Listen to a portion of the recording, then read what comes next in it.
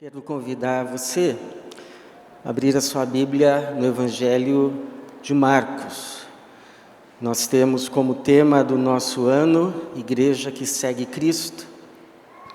E queremos aprender a seguir Jesus, conhecendo mais de Jesus, quem Ele é, o que Ele fez, o que Ele ensinou, principalmente por meio dos seus atos, das suas relações. E estamos então seguindo Jesus nas páginas de Marcos. Estamos hoje no capítulo 1, versículo de número 9. Marcos capítulo 1, vamos ler a partir do versículo 9. Evangelho de Marcos, capítulo 1, verso 9, diz assim: Naqueles dias, veio Jesus de Nazaré da Galiléia e foi batizado por João no Jordão. E logo que saiu da água, Jesus viu o céu se abrirem, o Espírito descendo como pomba sobre ele. Uma voz disse dos céus: Tu és o meu Filho amado, em ti me agrado. Imediatamente, o Espírito o levou para o deserto. E esteve no deserto 40 dias sendo tentado por Satanás. Estava com as feras e os anjos o serviam. Obrigado, Senhor, por essa manhã. Obrigado pela tua igreja. Obrigado pelo teu povo que aqui mais uma vez o Senhor reúne em teu nome. Obrigado, Senhor, pelos louvores que já foram entoados, entregues ao Senhor, assim como também as nossas orações. E agora pedimos que o Senhor também se digne de falar conosco, como já tem falado. Fala mais uma vez, Senhor, pelo Teu Espírito, através da Tua Palavra, para a glória do Teu nome e para a bênção da Tua igreja, em nome de Jesus. Amém. Você já ouviu o segue-me de Jesus? Porque quando Jesus, antes de você responder, é necessário lembrar que quando Jesus diz para alguém, segue-me, Jesus não está convidando essa pessoa, Jesus não está convidando a mim, Jesus não está convidando você a uma religião, como se ele dissesse: olha, você é da religião A, B, C, venha conhecer a minha religião, venha praticar uma nova religião. Ainda que chamemos essa religião a ser praticada de cristianismo, não é esse necessariamente o convite de Jesus. Quando Jesus diz para você, segue-me, Ele está te convidando para a vida, para uma prática de vida com outros valores, outra forma de ver o mundo, de ver as pessoas, de ver você mesmo, de entender e ver e viver a vida. É como se Jesus chegasse para você e dissesse assim: eu que sei a vida que Deus preparou e tem para você, então segue-me. E à medida que a gente vai seguindo Jesus, a gente vai adentrando cada vez mais a vida verdadeira, a vida plena, a vida que satisfaz, a vida que a gente olha assim e diz: isso sim é vida, a vida que eu procurava ali, acolá, nas coisas, estou encontrando agora, no meu caminho com Jesus. É por isso que ele chega e ele vai dizer: eu vim para vos dar vida. Eu sou o caminho, a verdade e a vida. O caminho de Jesus para o qual Ele nos convida é o caminho da vida, que é vida e que leva para a vida. A pergunta é, como que é essa vida?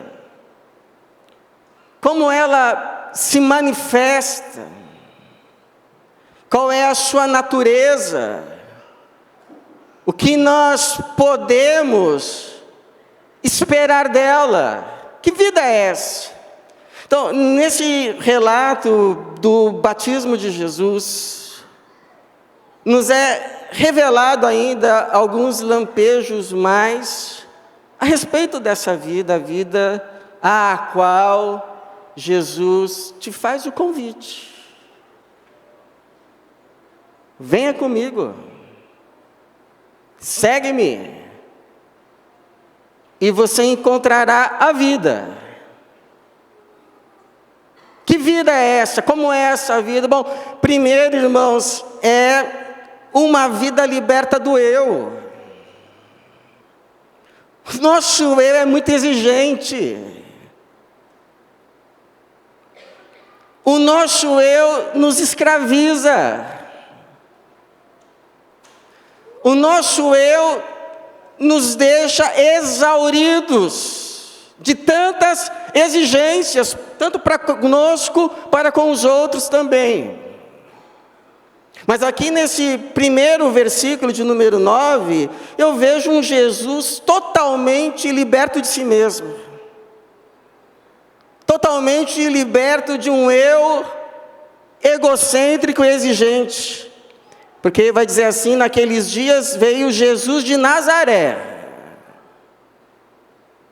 Nazaré não era Roma. Nazaré não era Atenas. Nazaré não era sequer Jerusalém. Nazaré era aquela cidadezinha, quase que fora do mapa, da qual se diziam assim, pode vir alguma coisa boa de Nazaré. E diz mais, da Galileia, e foi batizado por João. Aquele mesmo João que disse, vem aquele que é maior do que eu após mim, do qual não sou digno de inclinar-me e desatar-lhe as sandálias. E para ser batizado no Jordão, aquele mesmo Jordão que anos atrás, muitos anos atrás, Naamã disse, por acaso os rios Abana e Fafar de Damasco não são melhores do que todas as águas de Israel? Quando foi convocado pelo profeta a mergulhar no Jordão. Então, se Jesus não fosse Jesus, se Jesus tivesse outro coração, um coração dominado por si mesmo, um coração dominado por um eu exigente, ele diria assim, eu morar em Nazaré, com aquelas ruas empoeiradas, eu ser batizado por João Batista, aquele sujeito é estranho. Mora no deserto, come gafanhoto. Eu viajar 160 quilômetros para ser batizado no Jordão, aquelas águas são barrentas. Eu. Dá para imaginar? Fala para mim. Dá para imaginar um Jesus assim? Não consigo imaginar. Faz-me lembrar, um novo convertido que resolveu ir logo estudar teologia, foi ser seminarista. Há um conselho que se diz que o novo convertido não deve estudar teologia. Enfim, mas ele foi. E aprendeu muito. Mas à medida que ia aprendendo mais, ia ficando mais orgulhoso, e aí o orgulho abriu portas da sua vida para outros pecados que foram lhe desviando do caminho de Cristo, do caminho da vida, de forma que quando a sua esposa disse a ele: olha, o pastor vai vir te visitar, ele respondeu assim: para quê? Eu sei mais do que ele. Esse não é o coração, o espírito, o caminho, a pessoa de Jesus. Não é. O caminho de Jesus nos liberta de nós mesmos. Como é essa vida? Essa vida que a gente adentra quando a gente começa a andar com Jesus é uma vida de um alvo só.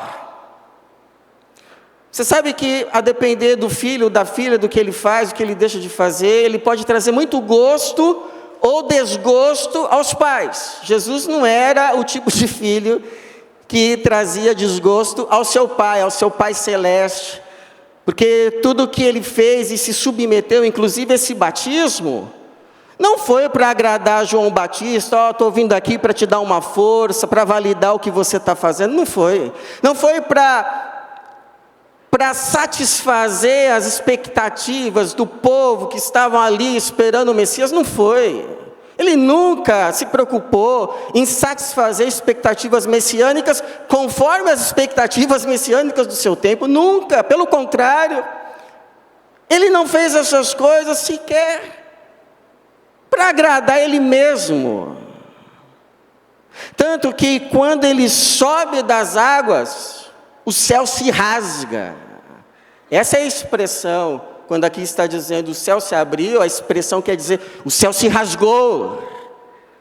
Aquela divisão intransponível entre céu e terra, por causa de Jesus, se rasgou. E se ouve então uma voz do céu que lhe disse: tu és o meu filho amado, em ti me agrado.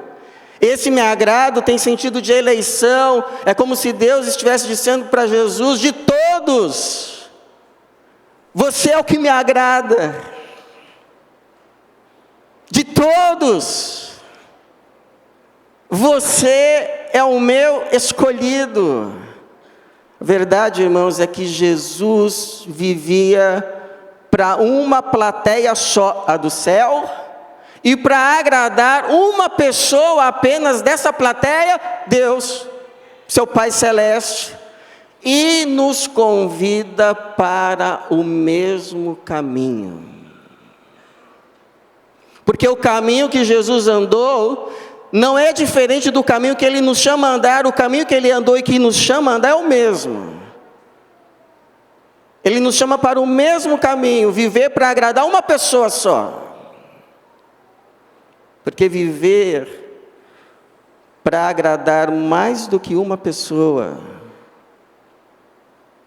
ainda que esta outra pessoa que você queira agradar seja você mesmo, vai ser demais para você. Vai deixar a tua alma sobrecarregada. Vai deixar a tua alma exaurida. A tua alma não foi projetada para agradar mais do que uma pessoa. Lembra o que Paulo disse? Eu não procuro agradar a mim mesmo. Não procuro. E sabe o que é isso, irmãos? Descanso. Mas não qualquer descanso. Descanso de alma. Para a tua alma. As coisas não precisam ser do jeito que você quer. basta que elas sejam o que Deus quer. Se foi, se será o que Deus quer, tá bom. E nisso a gente descansa. Lembra o que Jesus disse? Vinde a mim todos vós que estáis o quê? Cansados e sobrecarregados, e eu vos aliviarei. Tomai sobre vós o meu jugo. Veja, está no singular, é um só. E aprendei de mim, que sou manso e humilde de coração, e encontrareis o quê? Descanso para as vossas almas. Então, aprendamos a fazer 2 orações, irmãos, em todas as coisas, Só, Senhor, me ajude a fazer a Tua vontade. E seja feita, Senhor, a Tua vontade, não o que eu quero, mas o que Tu queres. E então, descansa, porque isso é tudo o que precisa acontecer. Só isso. E tudo isso. Descansa. Orou? Senhor, a única coisa que eu te peço é que eu faça a Tua vontade nessa situação. E que o que precisa acontecer nessa situação é uma coisa só: a Tua vontade. Não seja o que eu quero,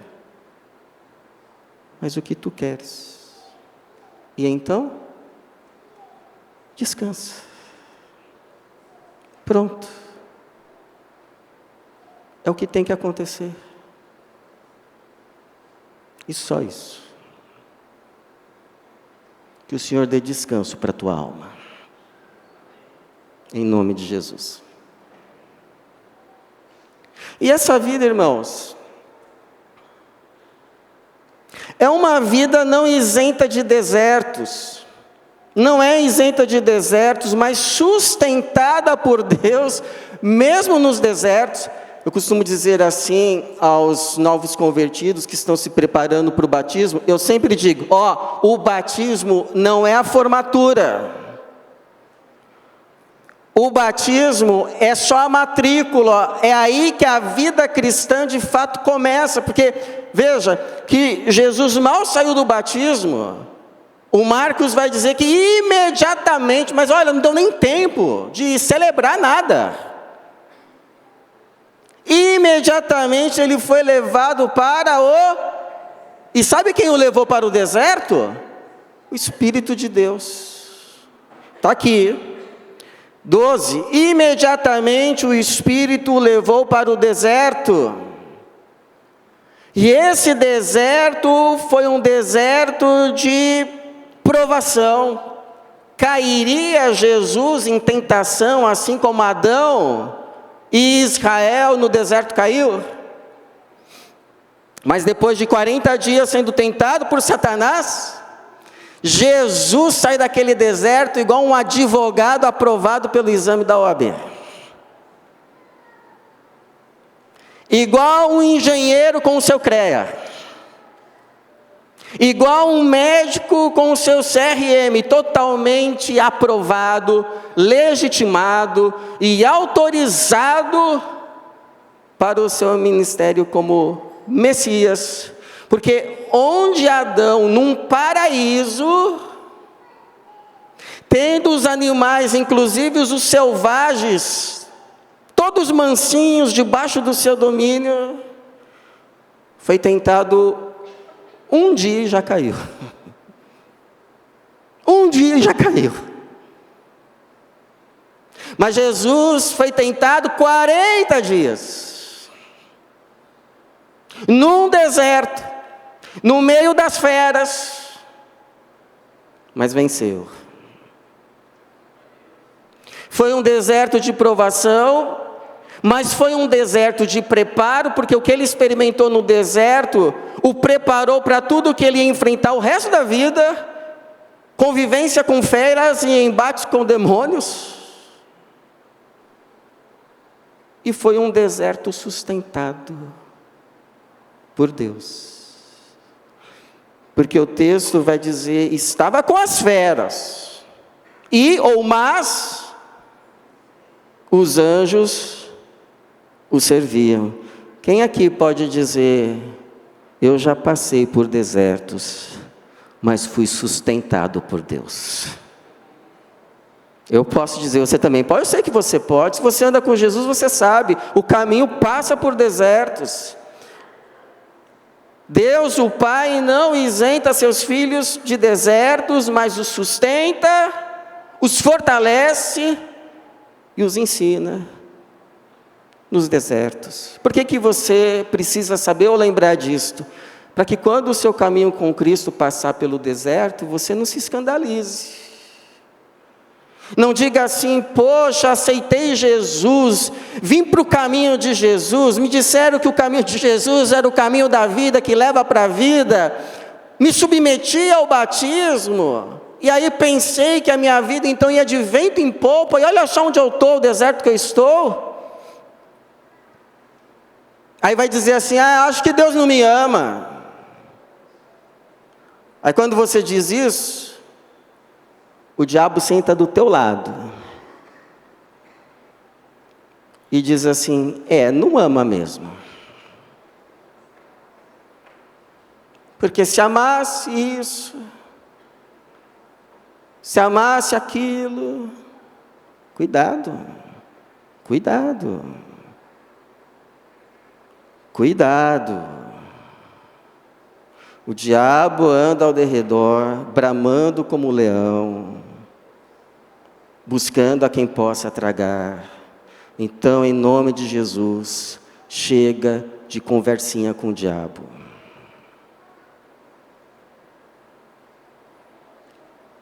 Deus te ama sim, por isso você está aqui, por isso você está de pé, por isso você tem sido sustentado. A despeito das lutas, você não pode dizer assim, olha, eu só passei por tal fase porque Deus me sustentou, porque eu por mim mesmo não conseguia. E segundo, irmãos, para que você saiba que é no deserto que a gente mais aprende de Deus. A gente sai do deserto como Jó. Antes eu conhecia-te de ouvir falar.